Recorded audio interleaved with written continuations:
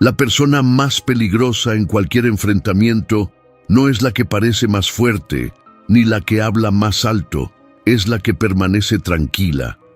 Eso puede parecer contradictorio, pero fue precisamente lo que comprendieron los estoicos, mucho antes que cualquiera.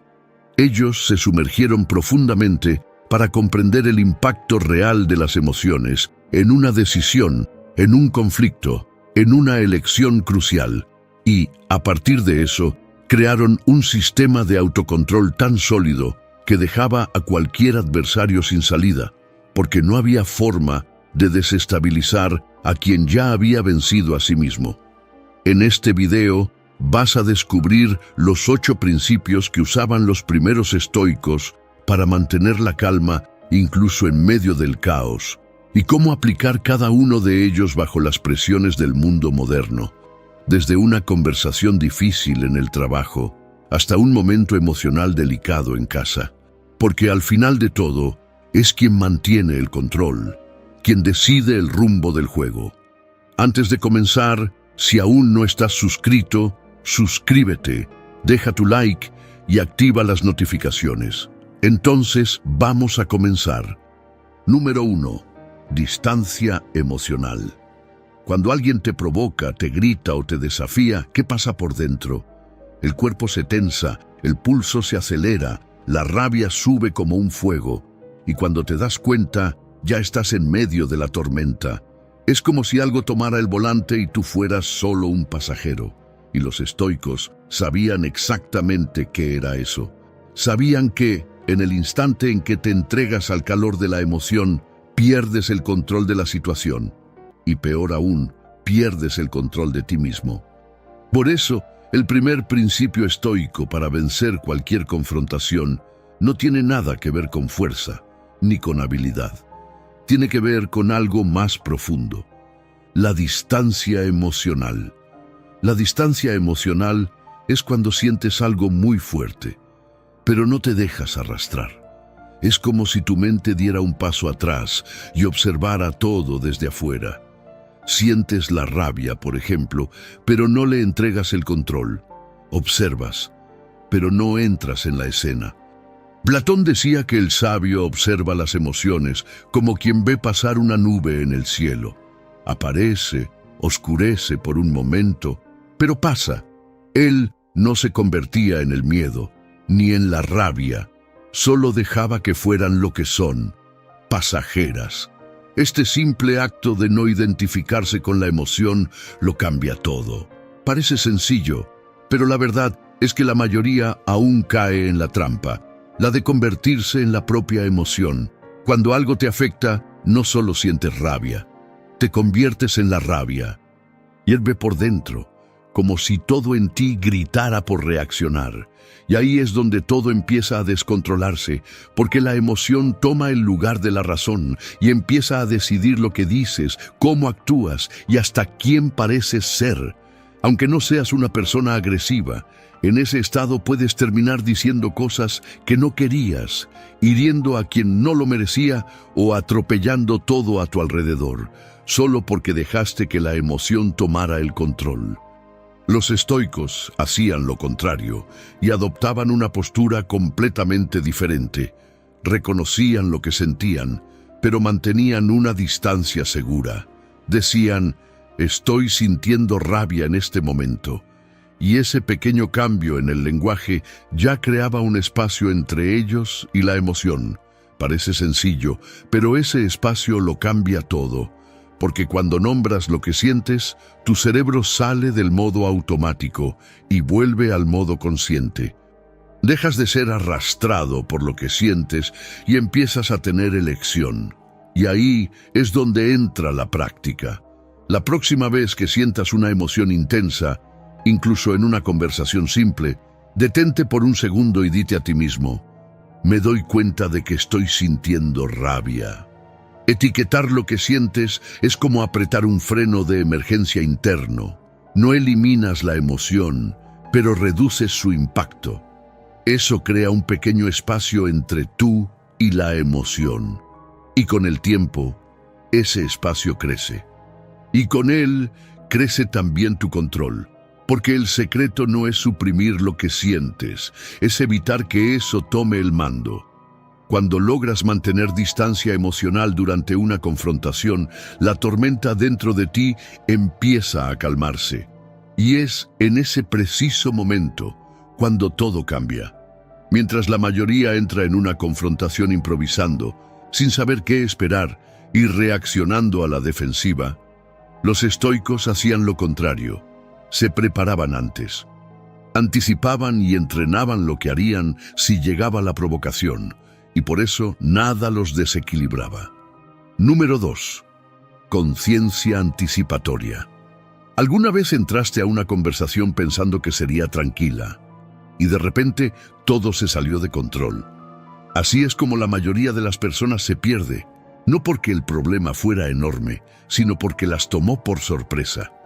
Los estoicos sabían que muchas veces el problema no está en lo que ocurre, sino en el hecho de que no estabas preparado. La conciencia anticipatoria es la capacidad de percibir con antelación lo que puede pasar, no como una forma de control, sino como una forma de claridad. Porque, por más complejos que seamos, nuestros comportamientos bajo presión siguen caminos bastante predecibles. La rabia suele aparecer de la misma manera, con la voz elevada, tensión en el cuerpo, impulsividad. El miedo paraliza, cierra el campo de visión, limita las opciones, como si todo se volviera una amenaza. Y la impaciencia hace que la persona se rinda antes de tiempo, revela debilidades, presiona por respuestas rápidas y termina abriendo espacio para errores. Y es justamente por eso que anticipar reacciones no es adivinar el futuro, es leer patrones que se repiten todo el tiempo. Un ejemplo claro de esto viene de Miyamoto Musashi, el legendario estratega japonés. Antes de cualquier duelo, estudiaba al oponente con atención, observaba cómo se movía, cómo reaccionaba bajo presión, qué golpes repetía cuando estaba nervioso. No dejaba espacio para las sorpresas. En su duelo más famoso, contra Sasaki Kojiro, conocido por usar una espada extremadamente larga, Musashi llegó tarde a propósito. Sabía que Kojiro era vanidoso e impaciente y usó eso en su contra. En el camino hacia el duelo, esculpió su propia espada de madera, un poco más larga que la de Kojiro. La lucha fue rápida y ganó antes incluso de empezar, porque ya había ganado en la preparación. Esa misma lógica se aplica fuera de los campos de batalla, y tal vez, sobre todo, en ellos. Antes de una conversación difícil con un compañero de trabajo, de un pedido delicado a alguien de la familia, o de un reencuentro con una persona que ya te ha herido. Es ahí donde la preparación emocional marca toda la diferencia. Y comienza con 3 preguntas sencillas. ¿Cuál es el estado emocional probable de esa persona? ¿Qué es lo que realmente quiere con esta conversación? ¿Cuáles son las 3 reacciones más probables que podría tener? Esas preguntas funcionan como un mapa mental, organizan tu percepción antes del impacto. Y cuando tu mente está preparada, la posibilidad de ser desestabilizado disminuye drásticamente.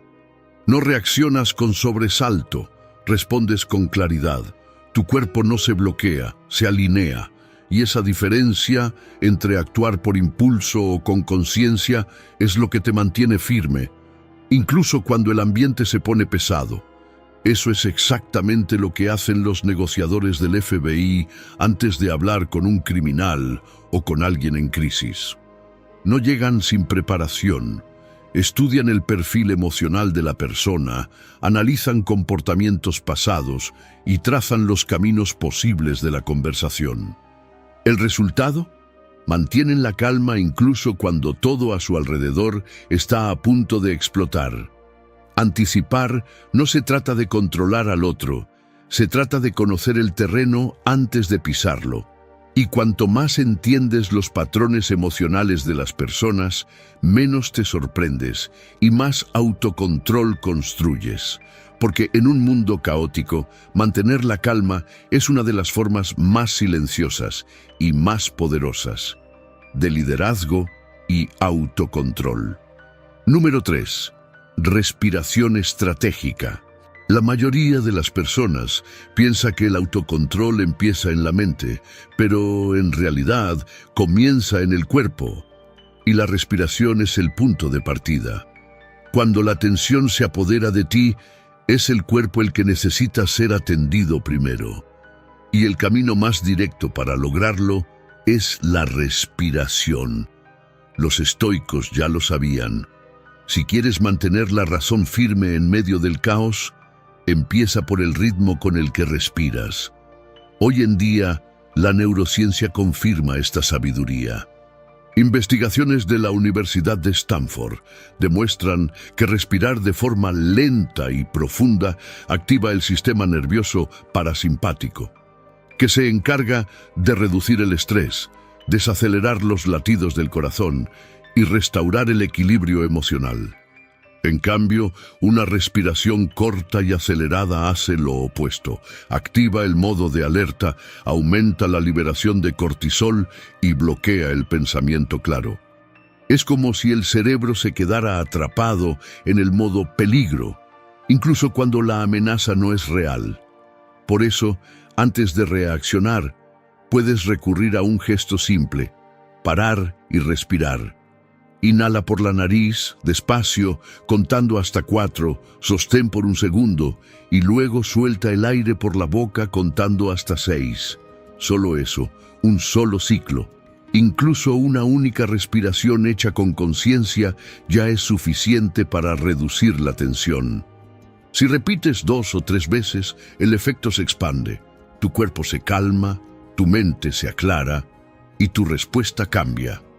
La neurocientífica Lisa Feldman Barrett lo explica así: tu cerebro no reacciona a la realidad, reacciona a la predicción que hace de lo que viene, y la respiración es una de las formas más rápidas de ajustar esa predicción. En otras palabras, cuando respiras con calma, envías una nueva señal al cuerpo. Todo está bien, y con eso todo el sistema se reorganiza. Respirar así, presionar el botón de reinicio emocional. Sigues en medio del caos, pero ya no estás hundido en él. Piensa en una persona que pasó años viviendo en relaciones conflictivas, llenas de peleas y discusiones que nunca terminaban bien.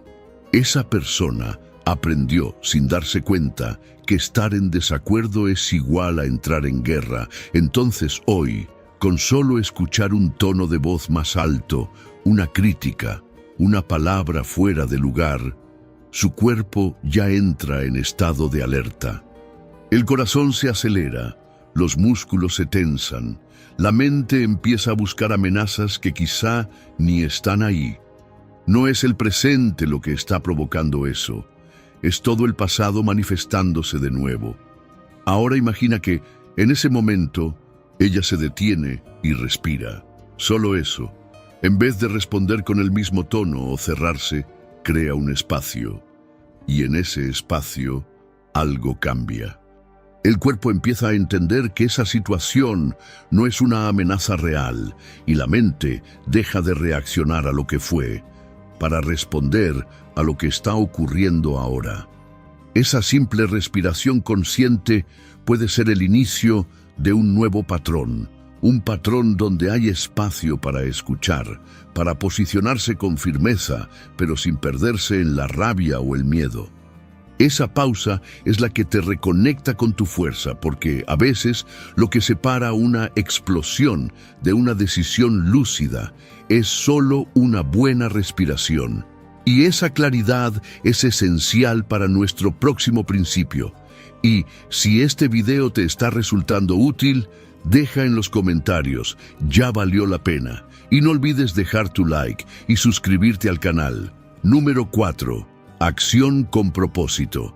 En cualquier enfrentamiento, el mayor error no es perder la discusión, es olvidar por qué empezó. Cuando eso pasa, todo se confunde. El tono de voz sube, viejas heridas reaparecen, el dolor toma el control, Y de repente, nadie sabe ya qué está tratando de resolver, solo quieren ganar, y en ese tipo de juego, todos terminan perdiendo. Actuar sin un propósito claro es como pelear en la oscuridad. Te desgastas, te frustras, te haces daño, y al final no avanzas. Los estoicos lo sabían. Para ellos, la diferencia entre una explosión emocional y una acción verdadera estaba en una sola cosa: claridad de intención. Antes de cualquier conflicto, sea una conversación delicada, una reunión tensa o incluso un mensaje difícil de escribir, detente un momento y pregúntate con sinceridad: ¿cuál es mi verdadero objetivo aquí? Esa respuesta debe caber en una sola frase, algo simple, directo, que pueda servirte como ancla emocional. Puede ser: quiero resolver este malentendido sin causar más dolor, o quiero defender mi punto de vista con respeto, o incluso quiero proteger mi paz, aunque la otra persona no lo entienda. Ese pequeño gesto cambia la forma en que llevas la conversación. Cuando las emociones empiecen a subir, vuelve mentalmente a esa frase. Ella te recordará lo que realmente importa. Y cuando te anclas en ese propósito, tus palabras dejan de servir a tu ego herido y empiezan a servir a lo que viniste a construir.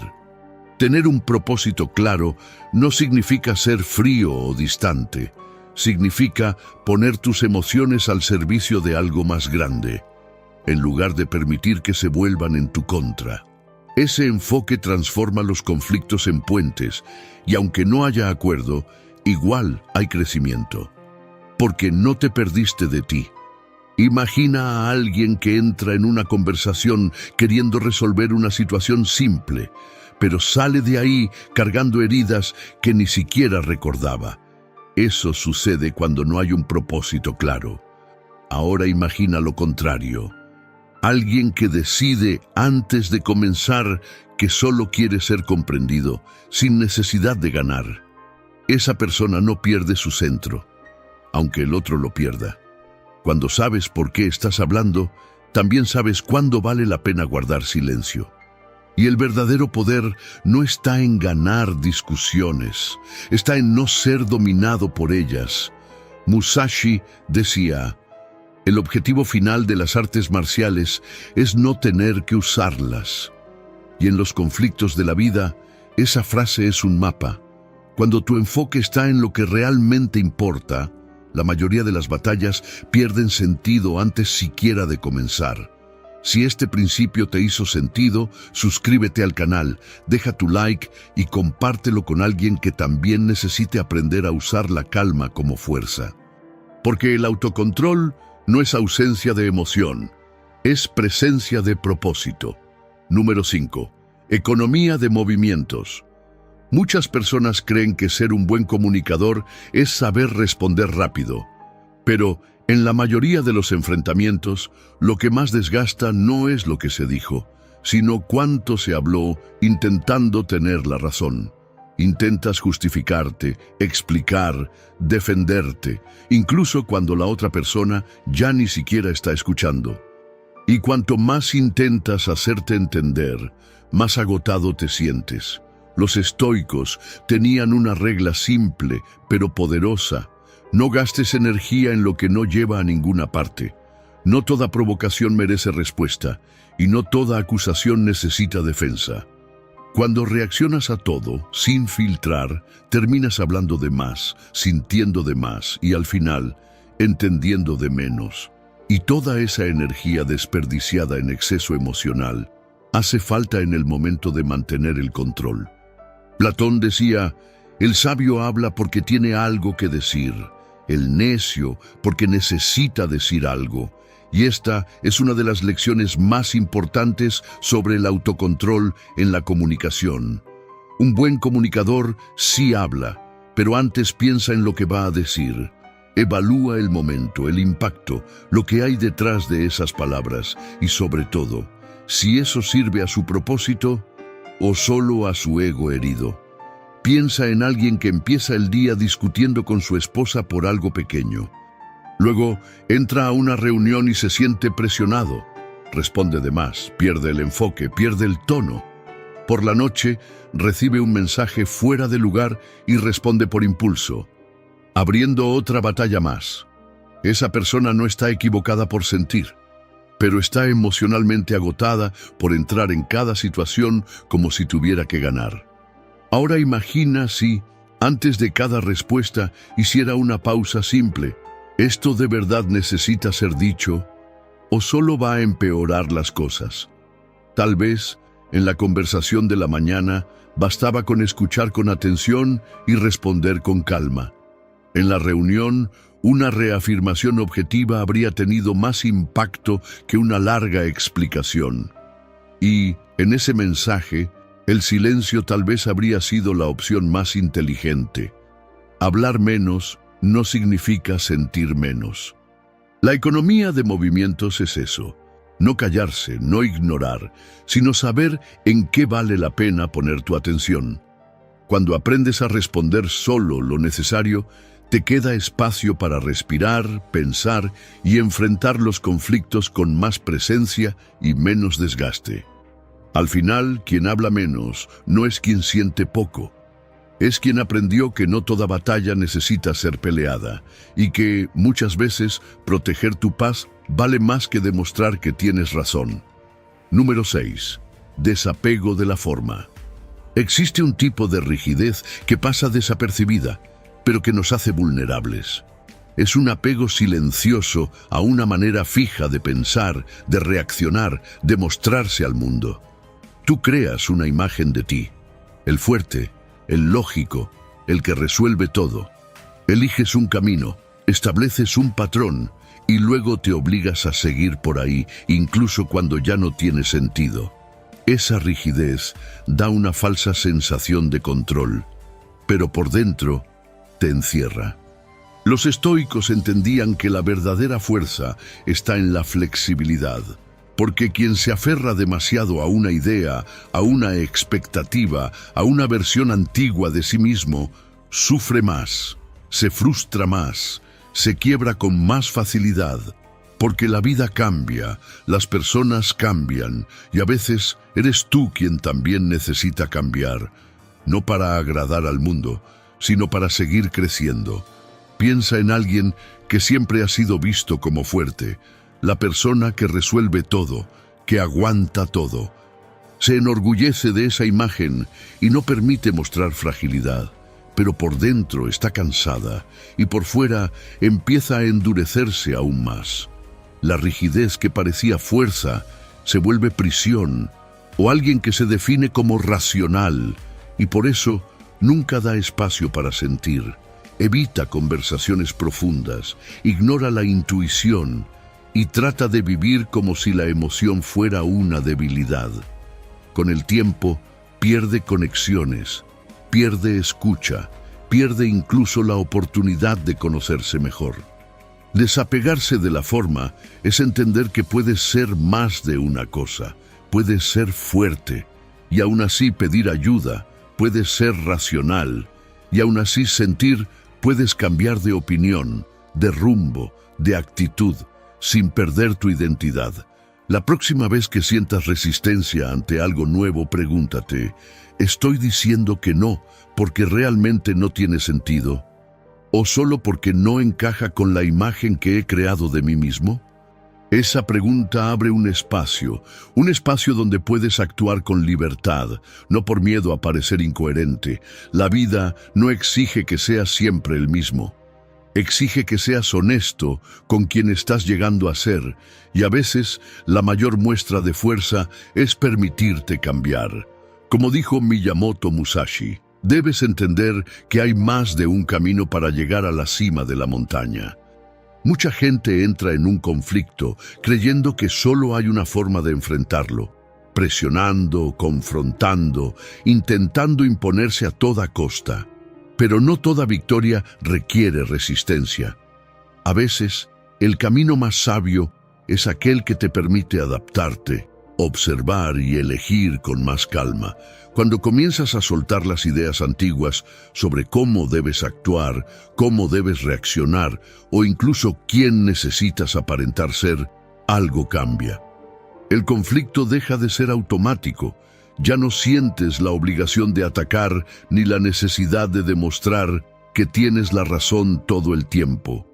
Poco a poco, toda esa fuerza que antes se usaba para sostener una imagen se transforma en claridad. Y cuando eso sucede, entiendes, el verdadero poder no está en ganar, está en elegir con conciencia cómo caminar. Número 7. Soledad constructiva. No todos los enfrentamientos ocurren con otra persona. Algunos de los más difíciles suceden en silencio, cuando estás solo, y aún así no logras estar en paz. Vivimos rodeados de estímulos, de expectativas, de comparaciones. Y en medio de todo ese ruido constante, el silencio se siente como un lugar extraño, incómodo, pero sin él no hay claridad. La mente necesita espacio para organizar lo que siente, lo que piensa y lo que realmente importa. Sin ese tiempo todo se mezcla. Los rencores se vuelven verdades, los impulsos se convierten en decisiones, la rabia se convierte en elección y las heridas del pasado siguen hablando por ti. La soledad correcta no te aísla, te reorganiza a ti, a tus sentimientos y a tu mente. No se trata de huir del mundo, sino de poder escucharte en medio de él. Es en ese espacio, lejos de las reacciones impulsivas y de las exigencias externas, donde empiezas a entender qué es lo que realmente te mueve y qué solo te está distrayendo. Piensa en alguien que vive para agradar, que siempre está rodeado de gente, que siempre dice que sí, que siempre tiembla cuando aparece un conflicto y, cuando por fin se queda solo, siente el peso del vacío, porque todo lo que hace es para mantener la aprobación de los demás y nunca ha tenido tiempo para entender lo que realmente quiere. Ahora imagina a esa misma persona tomándose 10 minutos al día para estar consigo misma, sin celular, sin distracciones, sin ninguna obligación. Al principio, tal vez sienta una incomodidad casi física, pero con el tiempo, ese silencio empieza a mostrar lo que estaba escondido: la ansiedad por agradar, el miedo a decepcionar, el cansancio de intentar ser aceptado todo el tiempo. La soledad constructiva es eso, no lo resuelve todo, pero crea el espacio donde dejas de repetir los mismos patrones, por las mismas razones. Te recuerda que no todas las respuestas vienen de afuera y que, muchas veces, lo que parecía un conflicto con alguien era solo un llamado urgente para reconectarte contigo mismo. Porque solo cuando logras estar en paz con tu propia presencia, es que te vuelves verdaderamente libre, libre del ruido, libre de las expectativas, libre de tener que demostrar algo todo el tiempo. Y en ese silencio no te pierdes, regresas a casa. Número 8. Reflexión. Después de un enfrentamiento, es común intentar olvidar lo que pasó lo más rápido posible. La persona se aleja, cambia de tema o llena la mente con cualquier distracción, como si ignorar fuera lo mismo que resolver. Pero los estoicos seguían una lógica diferente. Ellos creían que cada situación difícil trae consigo una oportunidad de aprendizaje, siempre y cuando estés dispuesto a detenerte y mirar con atención. Reflexionar no es revivir el dolor, es reorganizar lo que quedó desordenado por dentro. Es transformar un episodio tenso en una oportunidad de crecimiento silencioso. No todos los errores necesitan corregirse en el momento. A veces, el verdadero ajuste ocurre después. Cuando repasas mentalmente la conversación, notas cómo reaccionaste, reconoces los puntos en los que perdiste el control. Esa revisión honesta, hecha sin prisa y sin juicio, es una de las formas más eficaces de evolución emocional. Piensa en alguien que tuvo un malentendido con un amigo. En el momento, dijo más de lo que debía, se sintió mal, pero se tragó todo y siguió el día como si nada hubiera pasado. Ahora imagina que, al llegar a casa, esa persona reflexionara durante 5 minutos sobre lo que sintió. ¿Por qué se defendió tanto? ¿Qué habría hecho diferente? Ese momento de silencio no arregla el pasado, pero prepara el terreno para actuar con más sabiduría la próxima vez. Piensa rápidamente en tu última discusión. ¿Qué aprendiste de ella? Tal vez te diste cuenta de que no siempre necesitas decir todo lo que piensas. Tal vez notaste que el silencio, en algunos momentos, protege más que el mejor argumento. Puede que hayas sentido la importancia de separar lo personal de lo profesional, o de mantener la calma incluso cuando el otro se desordena. Repasa esa lista en tu cabeza y piensa en cómo esos aprendizajes pueden evitar que repitas el mismo ciclo de ahora en adelante.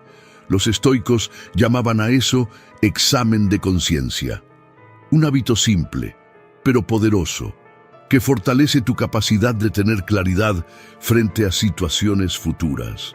Al crear ese espacio para observar después de un conflicto, dejas de ser alguien que simplemente reacciona y te conviertes en alguien que comprende. Tal vez descubras que te irritas cada vez que sientes que no te están escuchando, o que te cierras cuando necesitas admitir un error. Tal vez notes que no es el tono de la conversación lo que te hiere, sino el viejo miedo al rechazo. Y cuando esas verdades salen a la luz, algo dentro de ti se ordena, no porque todo se haya resuelto, sino porque ahora puedes ver lo que antes solo sentías. La práctica de la reflexión no tiene que ser larga ni formal. Puede ocurrir durante una caminata, al final del día, mientras te cepillas los dientes o te duchas. Basta con una pregunta sincera. ¿Qué me enseñó este momento? Y esa pregunta, hecha con frecuencia, va moldeando la forma en que manejas a las personas, los límites, tus reacciones. Es en ese espacio de pausa y comprensión donde comienza el cambio. Cuando aprendes a mirar lo que viviste con honestidad, los conflictos dejan de ser solo desgastes y pasan a ser puntos de inflexión. Empiezas a reconocer lo que repites, lo que sientes, pero no nombras, lo que necesita cambiar. No en los demás, sino en ti. Y cuanto más consciente eres de esos momentos, más liviana se vuelve la manera de lidiar con lo que antes te sacaba de quicio. Al final, estos 8 principios no son solo estrategias para los conflictos, son prácticas para una vida más lúcida, centrada y fuerte por dentro.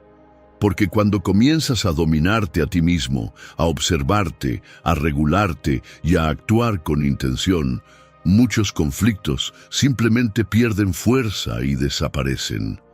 No es que el mundo haya cambiado. Eres tú quien aprendió a caminar con más equilibrio dentro de él. Y con el tiempo, dejas de ser alguien que vive en guerras innecesarias y pasas a inspirar paz, incluso cuando todo a tu alrededor está en tensión.